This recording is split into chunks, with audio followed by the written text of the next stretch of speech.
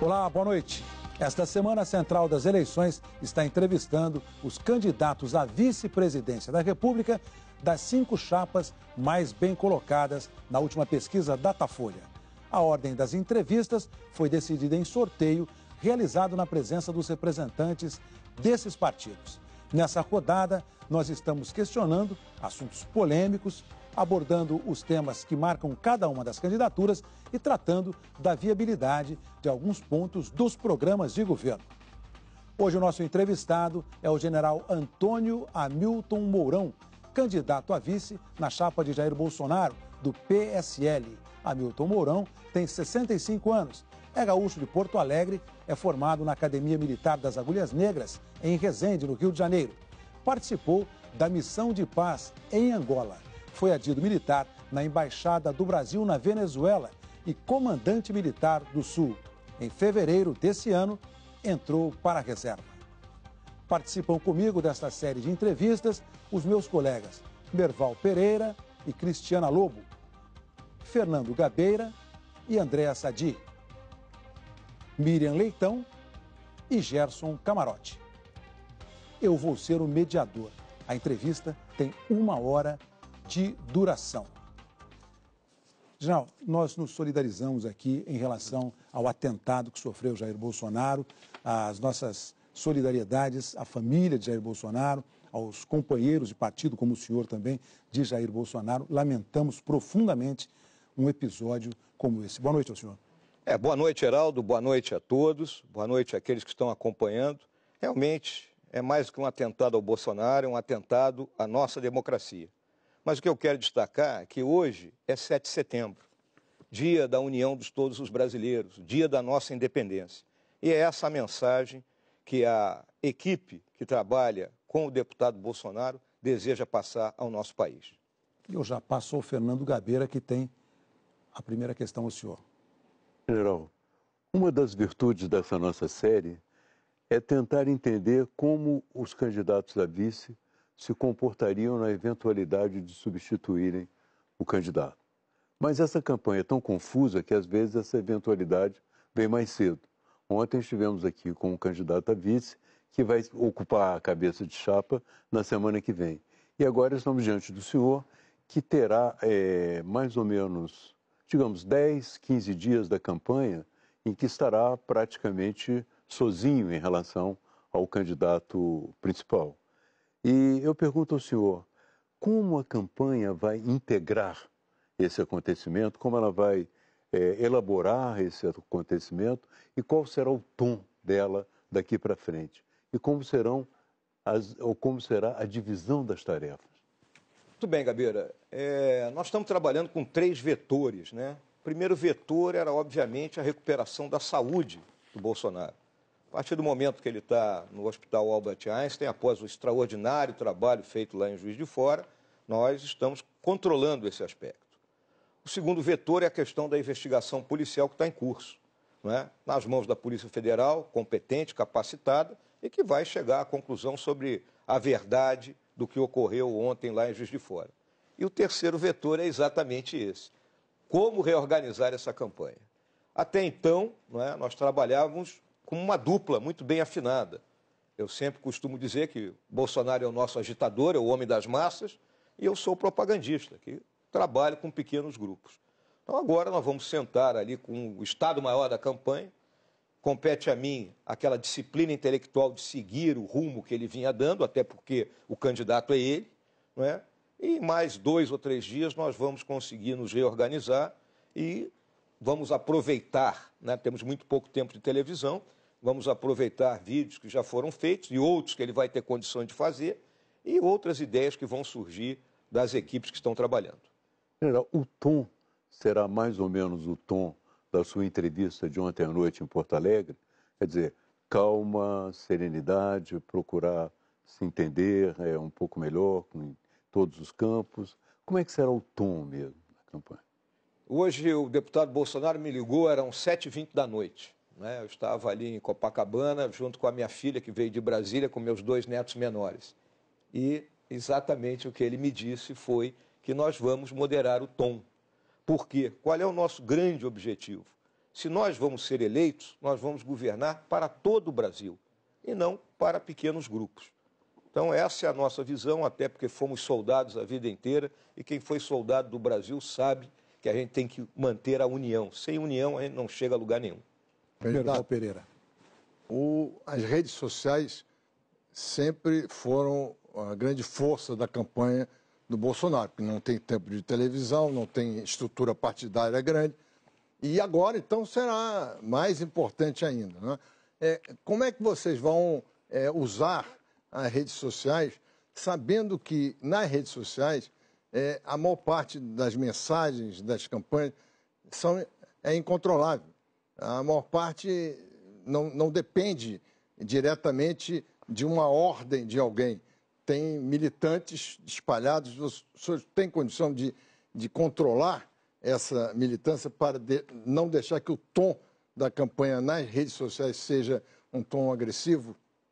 A gente não tem condições de controlar 100% disso aí, não é, Merval? Isso é uma realidade.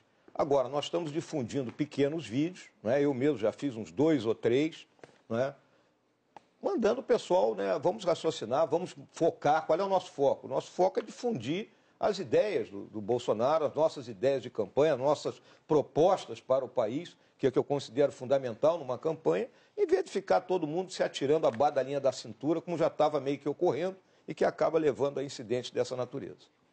Andréa Sadi. Candidato, queria falar um pouco sobre as primeiras reações ontem da campanha do Bolsonaro a esse atentado. A primeira coisa que o senhor disse ali foi o seguinte, abre aspas, se querem usar violência, os profissionais da violência somos nós, fecha aspas. Depois o senhor disse que se referia ali ao Estado, né? Mas o Bibiano, que é o presidente do PSL, um dos principais coordenadores da campanha do Bolsonaro, disse à Folha ontem o seguinte, abre aspas, agora é guerra, fecha aspas. O que está valendo? Agora não é hora de apaziguar os ânimos? O que de fato, com qual dessas declarações a gente deve ficar em relação à campanha de vocês? O normal que acontece, né, quando ocorre um acidente, né, dessa natureza, um incidente traumático, né, a pessoa tem que ter muita calma, né, aquela velha frase aí, muita calma nessa hora. E realmente, né, se subiu um pouco o tom, mas depois, atenção gente, vamos baixar o tom, porque não é caso de guerra, né? E, como eu disse aqui, a investigação do assunto é responsabilidade da Polícia Federal. Que a polícia descobrir, que se leve ao devido processo legal, que se julgue e se condene, se for o caso. Mas que tipo de trabalho o comando da campanha está fazendo nesse momento para ir em direção disso que o senhor está falando? É exatamente o que eu respondi ao Merval, né? Nós estamos lançando esses pequenos vídeos, fazendo contato com aquilo que a gente pode chamar dos nossos cabeças de chave nos diferentes estados e passando a palavra de ordem. Atenção, reduzir as tensões. Não adianta haver o confronto nesse momento, que não faz bem a ninguém e é péssimo para o país. General, o senhor disse que pouco tempo atrás o senhor falou por telefone com o candidato Bolsonaro. Como é que ele estava? Como é que foi esse diálogo? Ele me ligou, quem ligou foi o filho dele, o Carlos, né? Colocou no Viva Voz e que ele gostaria de transmitir algumas ideias para mim a respeito dessa entrevista que iria ocorrer. Até porque eu sou meio neófito nos assuntos, né? E ele precisava me orientar. Né? Então, foi uma conversa rápida e principalmente nesse tom, né? De não exacerbar, né, a questão que está ocorrendo. Miriam Leitão. Candidato, a campanha de Bolsonaro, a campanha do senhor, sempre defendeu o porte de armas, o direito da população ter armas. Mas isso aí não tiraria do Estado o monopólio da força? Isso aí não é uma forma de dizer que cada um se vire sozinho? Essa questão, como sempre, né, Miriam, é uma questão polêmica, né? Ninguém é dono da verdade nesse papel. A nossa visão é que não é simplesmente jogar fuzil e pistola para cima, cada um pega e sai portando arma.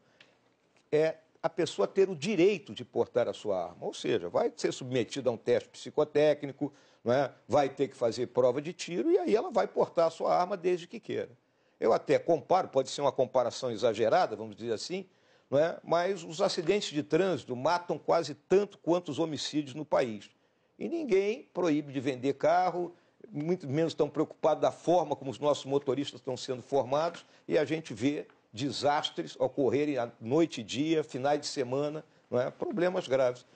Pode ser acha que resolve? Pode ser uma comparação exagerada, Miriam, mas o que eu julgo é o seguinte, o que o Bolsonaro coloca é a liberdade de você escolher, quero ou não ter uma arma.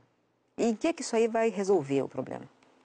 Mire, a questão do porte da arma, de você ter uma arma, é a questão do equilíbrio de forças, né? Então você pega, por exemplo, você é uma mulher mais frágil, obviamente, sendo atacada por uma pessoa na rua, um homem de 120, 130 quilos. Se você tiver uma pistola e souber usar, você vai dissuadir esse Talvez ele me tome a arma atacante. e aí ele passe a ficar armado. Mas para isso você terá que passar por uma prova de tiro, por um treinamento, e você terá capaz de reagir se houver momento. E o monopólio da força, que é do Estado? O monopólio da força é para as questões coletivas, não é? Então, quando você tem grupos, como nós temos aqui no Rio de Janeiro e em outros lugares do país, que ocupam territórios por meio da força, nós não podemos permitir que isso ocorra. Candidato, Gerson Camarote. o senhor não foi a primeira opção do candidato Jair Bolsonaro para a chapa. Pelo contrário, várias outras opções estavam na frente. Poderia citar, por exemplo, o senador Magno Malta, o general Heleno, a Janaína Pascoal, jurista, o príncipe, o Luiz Felipe Orleans e Bragança. Diante disso, acabou ficando uma chapa de 2 militares. E aí eu lhe pergunto, o filho do deputado Bolsonaro, também deputado Eduardo, quando defendeu o seu nome, disse o seguinte: o vice precisava ser alguém que não compense correr atrás de um impeachment. E acrescentou, sempre aconselhei o meu pai, tem que botar um cara faca na caveira para ser vice. O senhor concorda com isso? O que ele quis falar com essa... tem que ser um vice faca na caveira? Acho que talvez ele tenha querido dizer que eu sou um cheque, né, para o Bolsonaro, né, que as pessoas vão olhar, vamos fazer o impeachment do Bolsonaro, mas quem está por trás dele é o general Mourão. Né? Mas, na realidade, não é desse jeito, viu, Camarote? Mas o senhor está dizendo isso porque está atrás do Bolsonaro, dissuadiria os parlamentares ou... Como se eu fosse o bicho-papão. Na realidade, não é assim. O que eu quero deixar claro, vou conceder um furo aqui a todos. Né? Eu sempre fui a primeira opção. Há 3 anos atrás, em 2015, eu era comandante militar do Sul. Ele me procurou e disse, eu vou ser candidato a presidente. Conto com você. Quando eu estava para passar para a reserva, no final de fevereiro, ele disse, preciso que você se filie a um partido político. Eu digo, pô, mas eu vou me filiar a um partido político? Eu já disse que eu não quero ser candidato. O senhor tinha falado várias vezes que não... Não queria ser candidato. Não, preciso que você se filie. E aí eu fiquei aguardando. É óbvio que ele buscou outras opções que seriam melhores em termos de composição e de busca de mais apoios. E, no final, olhou para o banco de reserva e disse, entra em campo. Candidato, mas o Bolsonaro também disse que, quando o escolheu, que ele precisava de um vice que metesse o pé na porta. Aspas dele. O que é meter o pé na porta? Eu acho, mais uma vez, como eu disse para o Merval, viu, Andréia? Talvez queiram me rotular como aquele elemento mais... Não, mas foi o Bolsonaro que falou. Mas o Bolsonaro me conhece bem, ele sabe bem como é que eu ajo, né? Eu acho que todos têm visto aí, nos últimos tempos, a forma como eu tenho conduzido as coisas. Eu acho que comigo ele tem uma tranquilidade, ele tem uma pessoa que o respeita pelas coisas que ele tem feito e que comunga praticamente com quase a totalidade das ideias dele. Merval. Candidato, o senhor no ano passado estava na ativa, falando para um grupo de militares, afirmou a seguinte coisa, aspas, os poderes terão que buscar solução. Se não conseguirem, chegará a hora que nós teremos que impor uma solução. Depois o senhor explicou que só se houvesse uma situação de caos no país. Mas que solução seria essa que os militares imporiam fora da Constituição? A Constituição já prevê estado de sítio, estado de emergência, aprovado pelo Congresso. E o senhor acabou de revelar que, ao dizer essa frase, o senhor já tinha sido convidado para entrar na política. Esse convite teve algum peso nessa sua declaração? Julgo que não. Essa declaração, Merval, foi respondendo uma pergunta hipotética numa palestra na loja maçônica lá em Brasília, realizada em setembro do ano passado. Aí o perguntador ele até meio que se enrolou, invocou o artigo 142, Eu também não estava bem preparado para responder a pergunta naquele momento, já era o último lance do debate, mas ficou aquela ideia de que eu estava pregando um golpe militar. Né? Essa foi a ideia que foi passada. E eu, em nenhum momento, preguei golpe militar. Né? É uma questão de, quando você olha a missão constitucional das forças, tem uma missão que eu considero que ela é uma coisa... Como é que interpretar isso? Que é a tal da garantia dos poderes constitucionais. Como é que a gente garante os poderes constitucionais? Né? Mantendo a estabilidade. E se um poder não consegue mais cumprir a sua finalidade, o que nós fazemos? Então, é uma discussão que nós temos tido aí ao longo dos tempos, porque está escrito na Constituição. Mas o senhor, então, admite que as Forças Armadas podem intervir se julgarem que um poder está inerte ou está em perigo? Eu vou colocar aqui para ti, Merval. Eu vejo que o Brasil tem 4 objetivos nacionais permanentes: integridade do território, integridade do patrimônio, democracia e paz social. Quando você fala em integridade do território, integridade do patrimônio, é defesa da pátria. E quando você fala democracia e paz social, você está vendo as outras 2 missões, que é a garantia dos poderes constitucionais e a garantia da lei e da ordem. Mas, general, sempre a pedido por solicitação de um dos poderes, não é por conta própria. Pois é, mas quando a gente vê que pode ocorrer uma anomia, nós estamos falando aqui numa situação hipotética, né? Isso é hipotético. Quando você vê que o país está indo para uma anomia, na anarquia generalizada, que não há mais respeito pela autoridade, grupos armados andando pela rua... Mas não está na Constituição. A letra da Constituição não estabelece essa possibilidade. Isso é uma possibilidade fora. Porque, Heraldo, toda missão tem que haver uma interpretação. O comandante, no item 1 do estudo de situação do comandante, é interpretar a missão. E não existe interpretação, né, general? Porque a letra... Vamos tratar da literalidade da Constituição e o guardião da Constituição é o Supremo Tribunal Federal que interpreta. Só que a garantia dos poderes constitucionais não é por iniciativa de qualquer um dos poderes. A da lei e da ordem, sim. Miriam Leitão. Eu quero continuar nesse assunto. O senhor ontem disse em Porto Alegre que a democracia é o nosso bem maior. E eu quero entender melhor exatamente em que situação esse bem maior pode ser sacrificado, na opinião do senhor. Exatamente, Miriam, quando há anarquia. Quando o país está... Agora há? Agora não.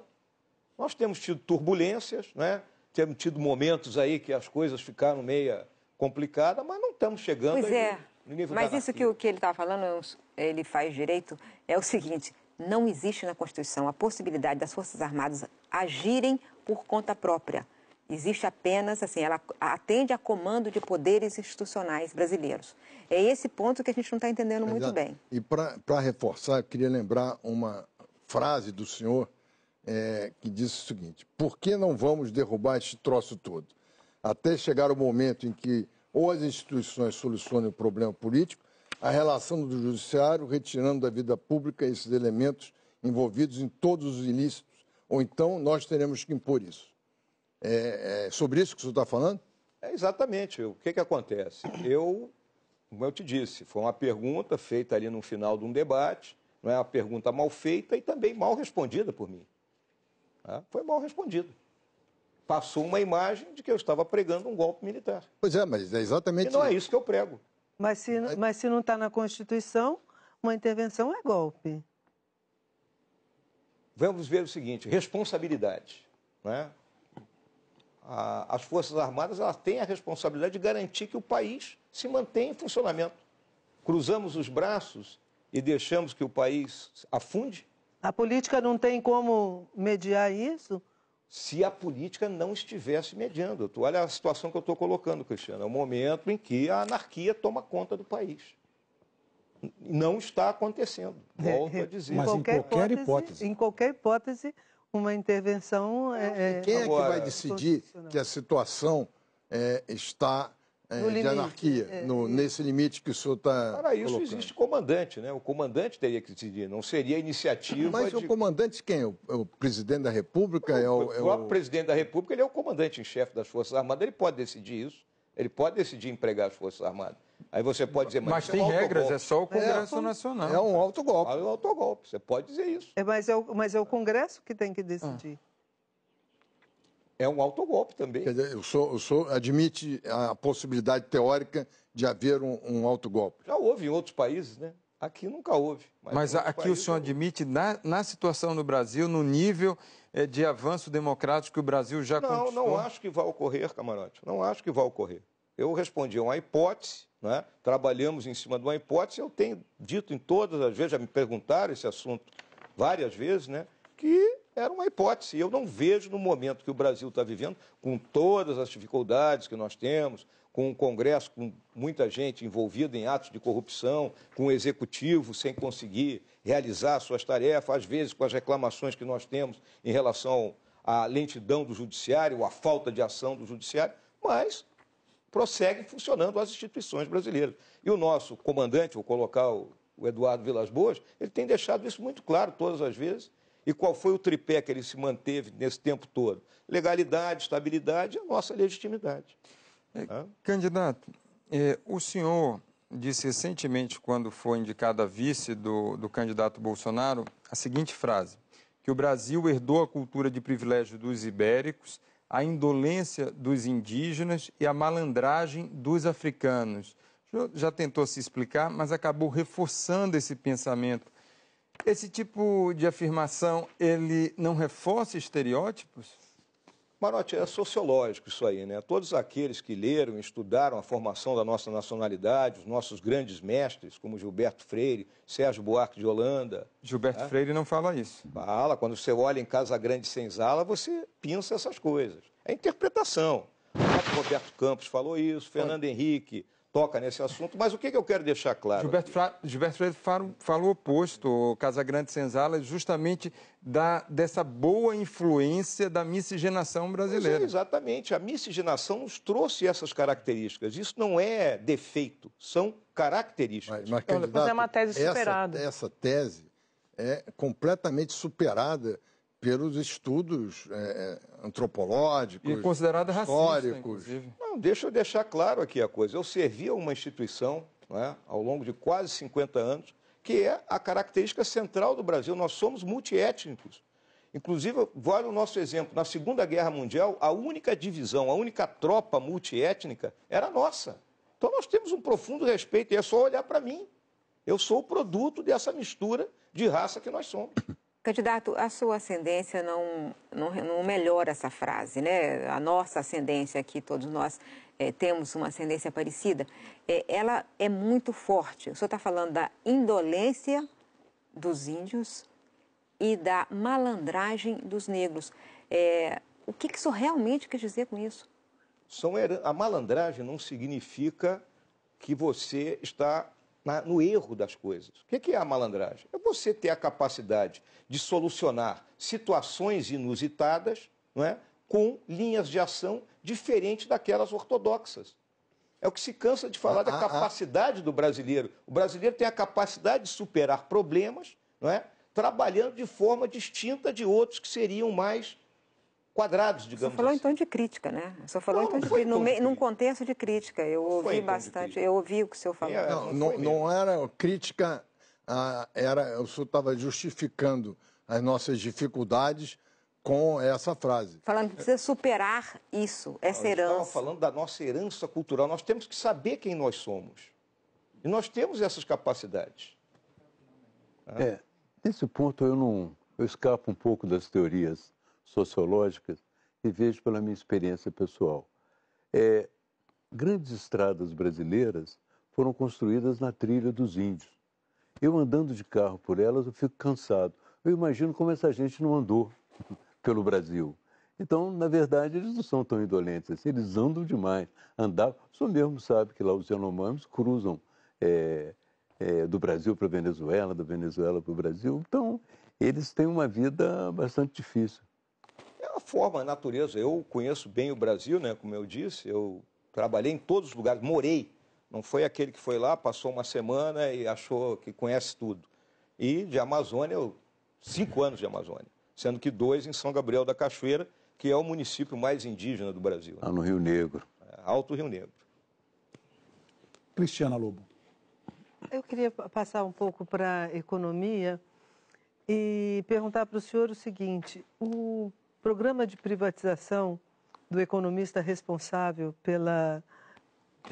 pelo projeto do PSL, Paulo Guedes, é bastante ambicioso. Ele esteve aqui e defendeu a privatização da Petrobras, Banco do Brasil, Caixa Econômica, e, enfim, citou as empresas que foram criadas aí ao longo dos últimos anos. E eu pergunto ao senhor, o senhor concorda com a dimensão aí desse programa de privatização de Paulo Guedes? Inclusive, o candidato Bolsonaro esteve aqui e falou na privatização da Petrobras.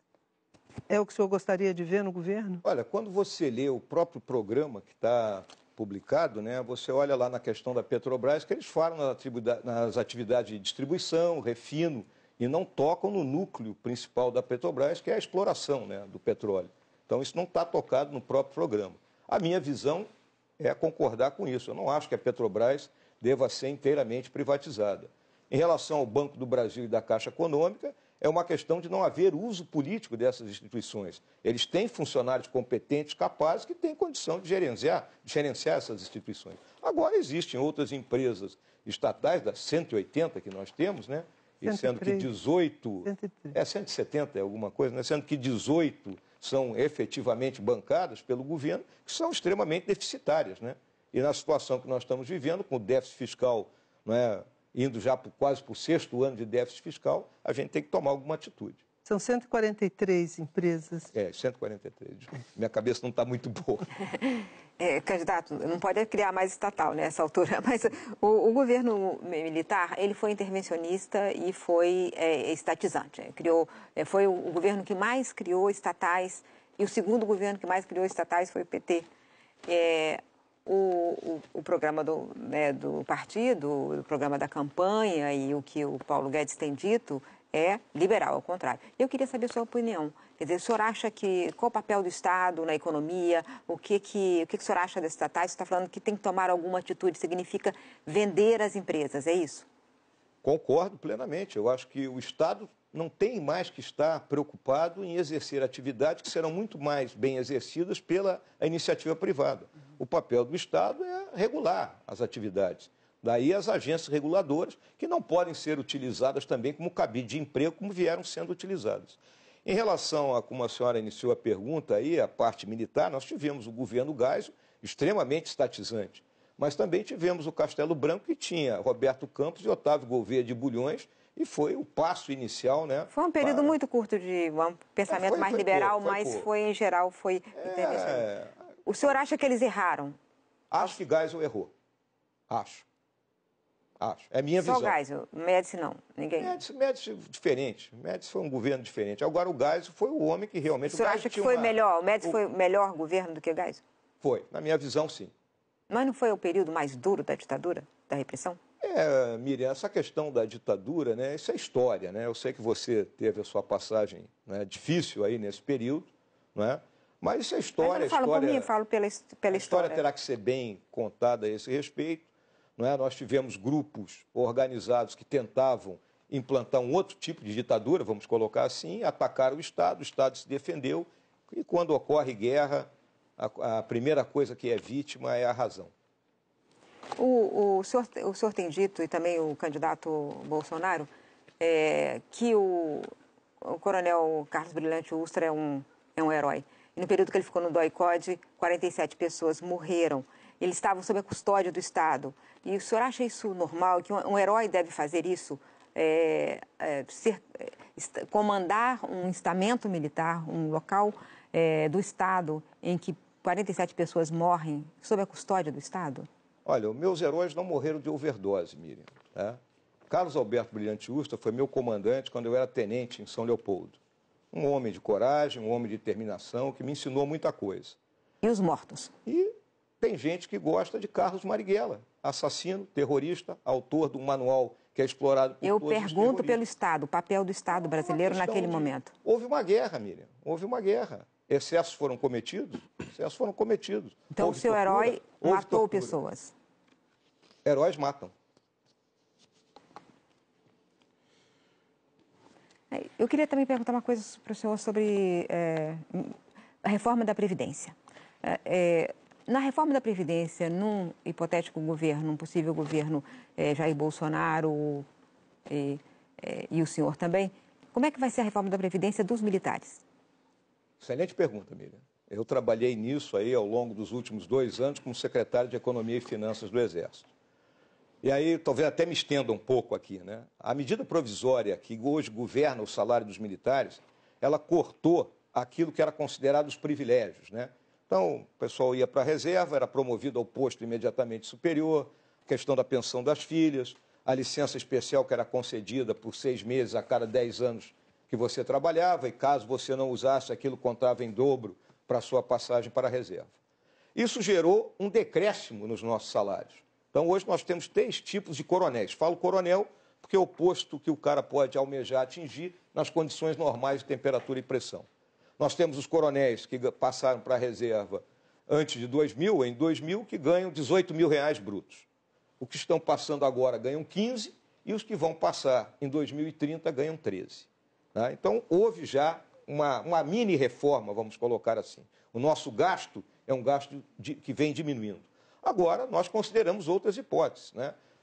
Aumentar o nosso tempo de serviço, né? Hoje, a rigidez que nós atingimos, né? Eu tenho 65 anos de idade, eu tenho certeza que eu poderia ter ficado mais 5 anos no Exército sem problema nenhum, não é? É a questão da pensionista, né? Porque a gente continua pagando a pensão até morrer. Eu estou pagando a pensão aqui, mesmo que eu não tivesse para quem deixar, não é? Então, a pensionista ela também continua pagando isso. São algumas ideias que nós discutimos com a área técnica do governo. Então, todos terão que ceder alguma coisa numa reforma da Previdência. Então, vai ter uma reforma também dos militares, porque hoje o déficit é de 42 bilhões esse ano, 42 bilhões o déficit dos militares. Esse déficit ele tem que ser encarado até porque é o seguinte, o governo não dá contraparte no caso dos militares. Não há contraparte do governo. Então, é um déficit que tem que ser melhor analisado.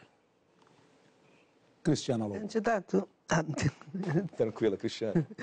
Pode deixar que eu estou mais nervoso. Hã? Eu estou mais nervoso, tranquilo. Não, até não estou nervosa, mas é porque eu estava esperando que o senhor falasse um pouco mais. Eu queria perguntar ao senhor qual seria o papel das Forças Armadas no eventual governo Bolsonaro-Mourão.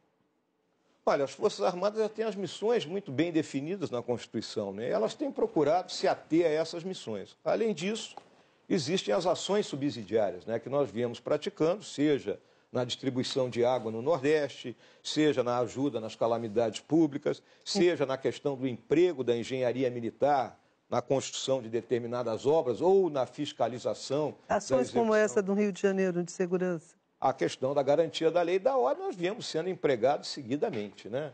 É uma missão complicada porque não se tem todos os instrumentos necessários. Nós temos que agir quase como um algodão entre cristais, não é? A força ela tem que medir, dosar muito o que vai fazer para não ultrapassar os limites da missão dela. Um dos problemas que os militares encontram e reclamam é que um militar em ação no combate ao traficante no Rio e tal, não tem a proteção que tem, por exemplo, quando está na força da ONU, né? Então, o senhor acha que isso deveria mudar? O militar nessa missão deveria ter uma proteção maior? Eu julgo que com a última legislação que foi aprovada, né, que colocou nas mãos da Justiça Militar, né, incidente dessa natureza, houve uma proteção maior. É óbvio que difere da ONU, né? Porque na ONU é um mandato, a ONU te dá um mandato e você está operando em outro país. Você operar no seu próprio país cai naquele caso, como a Miriam estava falando, dos problemas que ocorreram no período dos governos militares. Então é complicado você operar dentro do seu país contra seu próprio povo. Candidato, o senhor chegou a falar que o interventor federal aqui no Rio de Janeiro, na área de segurança pública, era um cachorro acuado. O que é que o senhor quis dizer com isso? O senhor é a favor ou contra essa intervenção que está acontecendo aqui no estado do Rio de Janeiro? Da forma como a intervenção foi colocada, ela foi colocada nitidamente com fins políticos. O Exército não foi ouvido. Nós recebemos a missão, houve uma reunião do nosso alto comando, dizendo, bom, é ordem, vamos cumprir, né? Mas a gente sabe que para agir nessa questão do combate ao narcotráfico, não adianta única e exclusivamente a repressão. Então você coloca um militar como interventor, porque teria que ser no Estado inteiro, ou seja, não só na... Não, tem que agir na área da saúde, da educação, da infraestrutura. Ter mudado o pesão. Tem que ser completa. A intervenção teria que ser política e militar. E militar. Na realidade, a intervenção não é militar. Na minha visão, né, é uma distorção nisso aí. Por quê?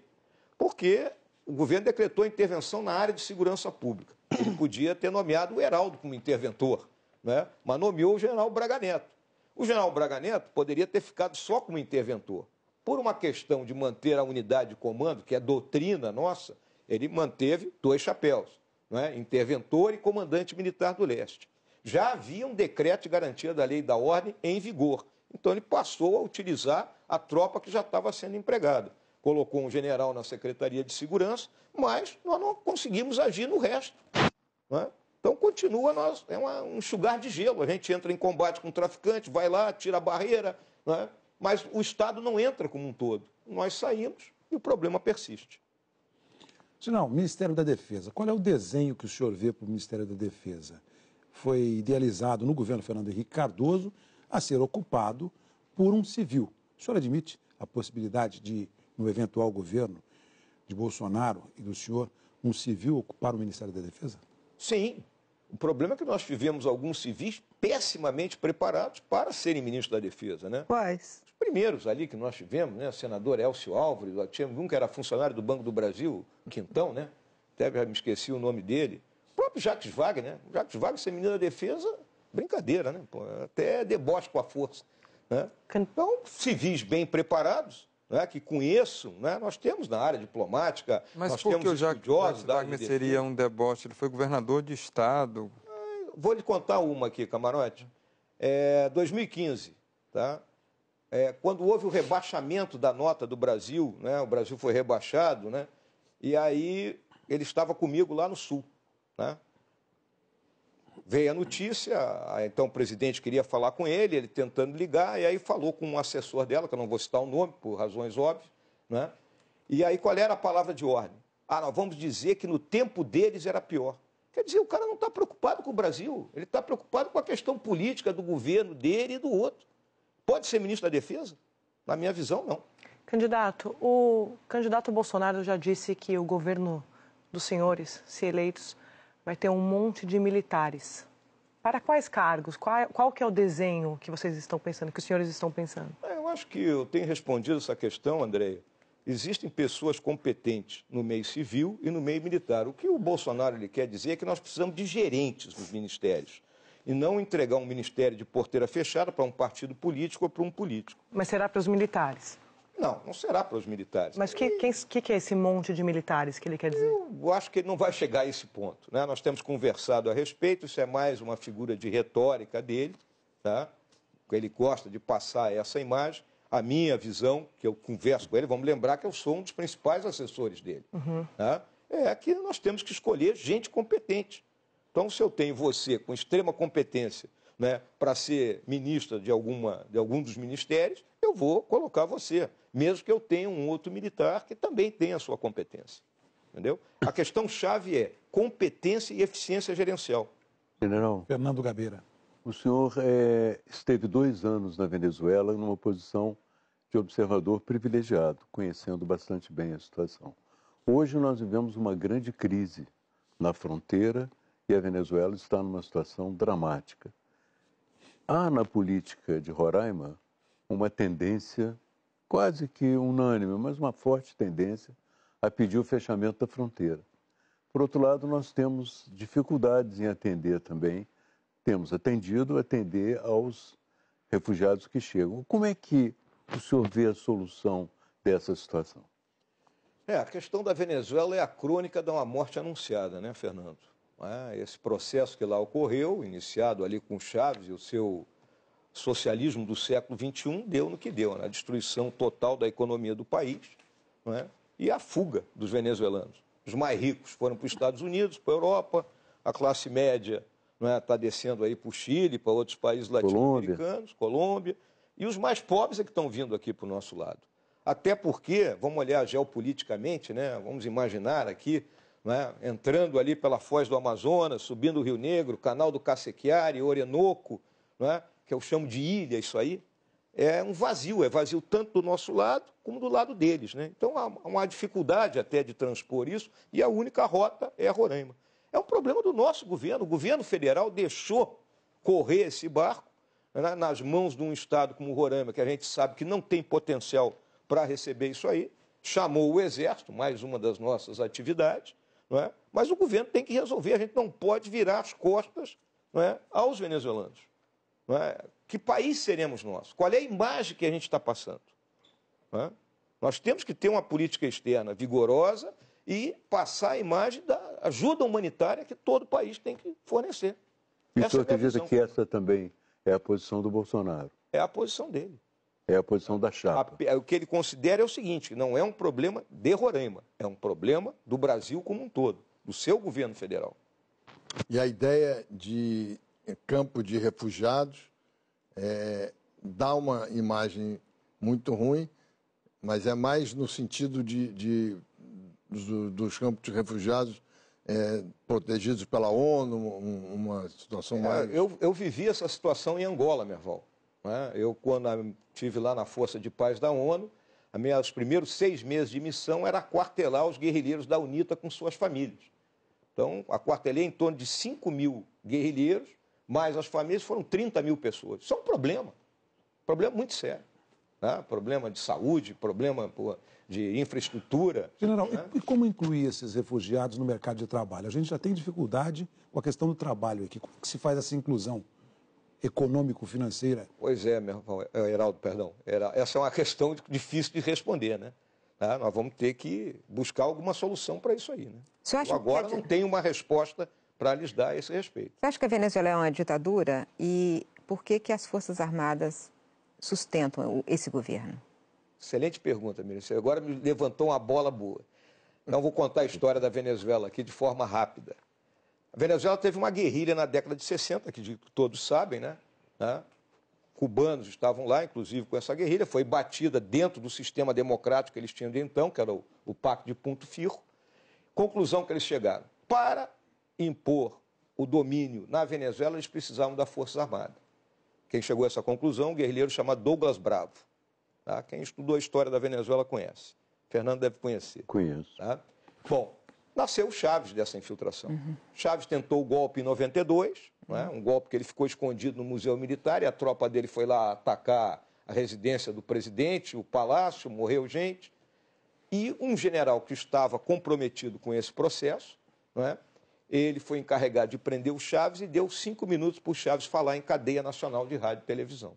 Aí o Chávez ficou conhecido, porque ele era bom de discurso. Anistiado em 94, 2 anos depois, ele se junta a um argentino chamado Norberto Cerezo, já morreu, meio nazista até esse cara. E ele monta um programa para o Chávez baseado em 3 vetores: exército, caudilho e povo. Aí o exército cooptado, Chávez o caudilho, e o povo abastecido pelas missões, não é? Que é o dinheiro do petróleo que era distribuído. Quando acabou isso aí, é a situação que nós estamos vivendo. A Força Armada comprometida, tem a milícia bolivariana armada, tem a reserva armada, fora os grupos de meliantes, de narcotraficantes que lá tem. Forças Armadas cooptadas, né? Cooptadas. Força Armada cooptada. Comprada no dinheiro. Tá? E aí, qual é a minha visão? Nas últimas reuniões do nosso alto comando do Exército, eu disse: a nossa próxima força de paz será na Venezuela. Candidato, se vocês vencerem a eleição, vocês vão ter o PT como oposição. E o PT, como oposição, faz uma posição forte, insistente, dura. Como é que vocês vão se relacionar com essa oposição? E eu queria também embutir outra pergunta de política aí, a situação, né? Essa vai ser a relação com a oposição, mas a situação. O senhor disse que vai nomear pessoas pela sua qualidade técnica, isso é o ideal realmente, e não vai ser distribuído pelos partidos que compuserem a base. Mas como é que vocês vão construir a coalizão? Miriam, situação e oposição aí, como é que vai ser? Posso parecer ingênuo até, né? Eu julgo que nós temos que trabalhar em torno de ideias e programas. Então, a minha visão, né, clara, a legislatura começa nova em fevereiro do ano que vem, né? O Bolsonaro tem que botar os projetos embaixo do braço, atravessar a Praça dos Três Poderes, ir ao Congresso, ir em rede nacional de televisão, apresentar o estado do Brasil, a situação que o Brasil se encontra e as medidas que têm que ser tomadas e necessitam do Congresso para isso. E, a partir daí, a gente construir na conversa com cada grupo que estará lá dentro. Aí tem gente que não vai concordar, tem gente que vai brigar. Cristiano está olhando para mim e dizendo, general, o senhor é muito ingênuo, né? Mas é a maneira como eu vejo, eu não vejo outra forma. Nós vamos cair na situação atual de oferecer ministérios em troca de apoio, oferecer estatais em troca de apoio, aí nós estaremos fazendo mais do mesmo. Mas, candidato, o Congresso que vai se reeleger é praticamente o mesmo, são os mesmos partidos e a gente acompanha bastante esses partidos, eles lidam exatamente com este método, chamado toma lá da cá. Como vocês pretendem fazer esse tipo de diálogo com esses mesmos partidos? E quero saber, emendando na pergunta da Miriam, se esse diálogo com o PT se estende para todas as esquerdas, porque no discurso do candidato Bolsonaro ali, ele faz muita crítica, né? Faz muitos ataques à esquerda. Deixa eu entrar nessa seara aí. Que é a tua, né? Que é a seara dele.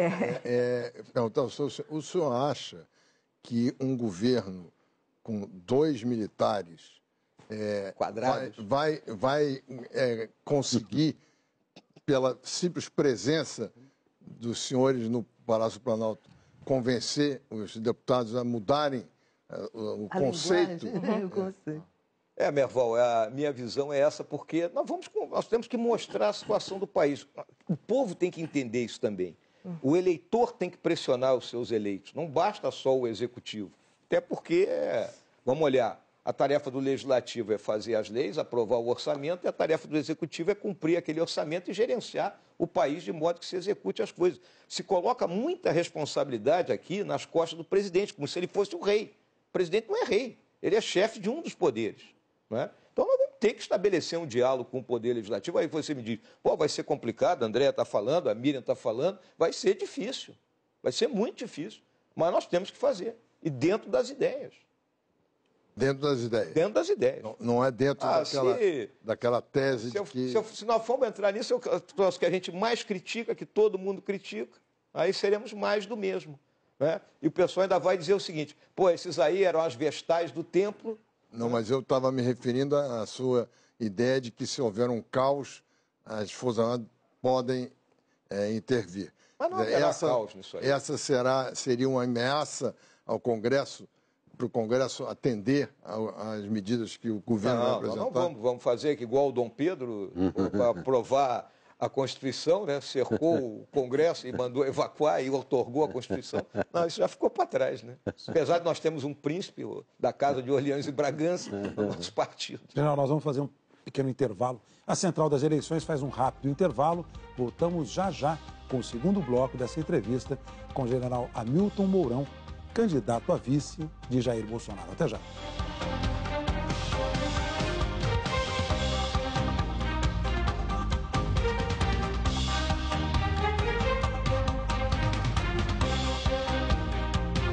A Central das Eleições está de volta e hoje entrevista o general Hamilton Mourão, candidato a vice-presidente da República na chapa de Jair Bolsonaro, do PSL.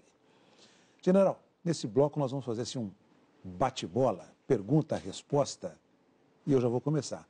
No bloco anterior, o senhor disse que não concorda com tudo do seu candidato a presidente, Jair Bolsonaro. Qual é que é essa proporção? Concordância e discordância? Digamos assim que 90% eu estou com ele. 10% algumas coisas que às vezes eu acho que ele é mais incisivo, né? Que a gente pode ser um pouquinho mais light. Em que o senhor discorda dele? Vou pegar esse... Às vezes, né, quando, por exemplo, tem uma questão que ele fala aí na parte da educação, né, que passa uma imagem que não é a realidade, né? Talvez ele tenha até uma dificuldade de explicar aquilo, que é a questão do emprego de militares nas escolas, né? Então, na realidade, o quê? Nós temos experiências bem-sucedidas, né, em alguns estados da federação, do uso de policiais militares da reserva em colégios, não é? Mas não é aquela história que nós vamos ter colégio militar em tudo que é mais lugar alguma do Brasil, coisa? Hein? Mais alguma coisa? Esse é o ponto mais... Né? O resto fica por isso mesmo. Fernando Gabeira. O que o senhor acha e como deve se comportar o governo com o presidente dos Estados Unidos, Donald Trump? Olha, os Estados Unidos é um tradicional aliado nosso, né, Fernando? O Trump, né, ele conta com a má vontade de certa parte aí da imprensa. Ele foi eleito com um discurso que atingiu aquilo que eu chamo o core dos Estados Unidos. Eu também morei 2 anos nos Estados Unidos quando eu era adolescente, né? Então, por isso que eu até falo isso aí, né? E nós temos que estabelecer uma boa ligação com ele, né? É aquela velha história, né? Os países eles têm que procurar se entender, independente do governo. Os jornais estrangeiros, na sua maioria, compararam o Bolsonaro, o candidato Bolsonaro, ao Trump. E chamaram ele de Trump tropical, coisa desse tipo. O senhor gosta dessa comparação? Eu acho que são coisas distintas, né? O Trump, ele é um homem que tinha um império, né, em termos de empresariais, é um empresário. O Bolsonaro é um político, então eu acho que há uma diferença grande entre os dois. Candidato, um dos pontos altos aí da campanha de Bolsonaro é a questão da segurança pública. Não só a questão de permitir o cidadão ter arma, mas ele fala também que não transigirá com bandidos. Isso passa a ideia de que a questão de segurança pública do Brasil, que é uma das mais graves apontadas da pesquisa, possa ser resolvida imediatamente ou muito rapidamente. E é uma coisa muito mais complexa do que um discurso de campanha. Não há uma preocupação com uma frustração do eleitor se vocês ganharem a eleição com esse discurso, com essa promessa de resolver a segurança pública no país? É óbvio que se a gente levar muito tempo para solucionar o problema, nós vamos frustrar os nossos eleitores, mas nós temos um planejamento para isso já. Eu posso adiantar alguma coisa aqui, o planejamento moderno para a segurança pública, ele é baseado em evidências empíricas, que é o que nós não estamos fazendo aqui no Brasil. Tá? E o que é um planejamento baseado em evidências empíricas? Vamos olhar o seguinte, a Polícia de São Paulo ela tem uma metodologia que diminuiu o roubo a pedestres.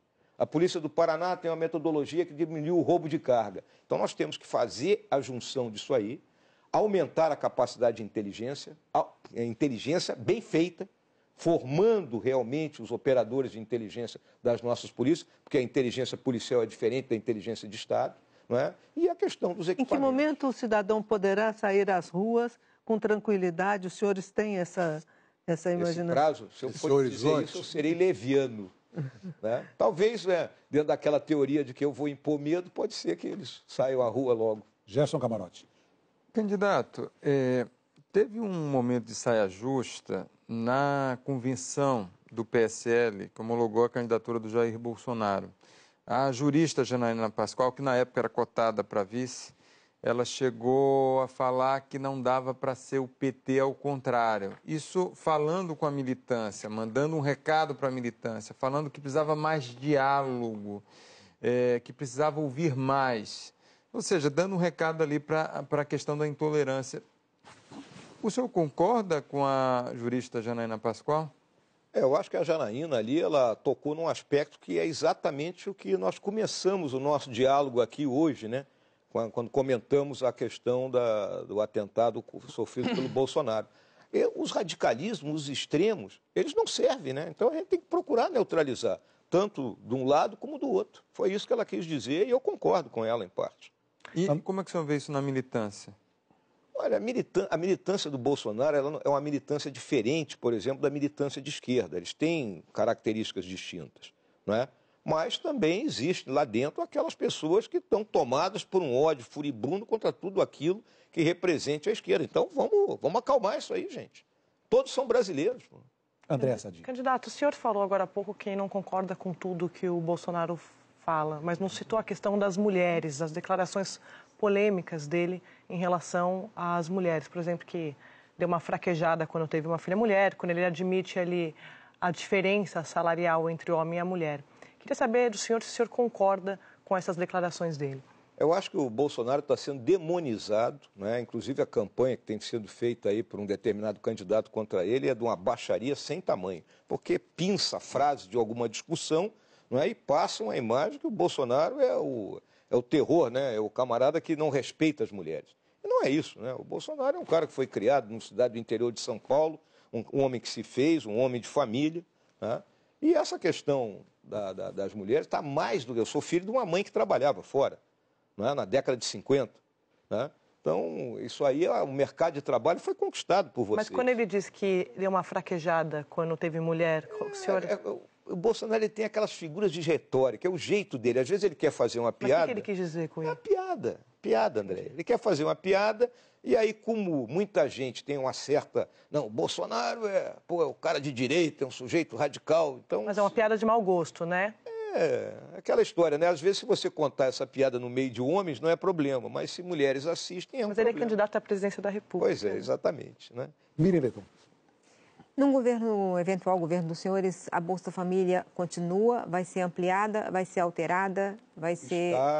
Está colocado no programa de governo. A Bolsa Família é mas eu queria entender aquele programa exatamente. de renda mínima, né? Está colocado no programa de governo dele. Será mantido dessa forma? Será mantido. Não tem como. Né? Eu tenho comentado isso aí, principalmente na região Nordeste, que é uma das mais pobres do nosso país. Você não pode, de imediato, tirar as pessoas. O que você tem que fazer? Nós temos que voltar a uma situação de emprego, e, ao pouco a pouco, as pessoas irem saindo do assistencialismo do Estado e ganharem a vida pelos seus recursos próprios. Merval Pereira. Bom, primeiro eu queria lembrar que o Trump fez a mesma explicação para piadas que saíram sobre ele, e gravações e tal. Ele dizia mesmo, em roda de homens, uma conversa de homens. Tal. Bom, mas não é essa a minha pergunta. A minha pergunta é o seguinte, o senhor admitiu que o Ministério da Defesa deve ser de um civil.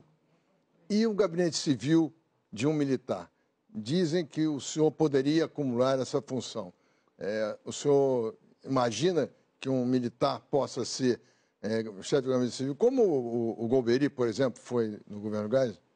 Aquilo que eu falei, Merval, pessoas competentes existem, né, em ambos os segmentos do nosso núcleo, né, vamos colocar assim.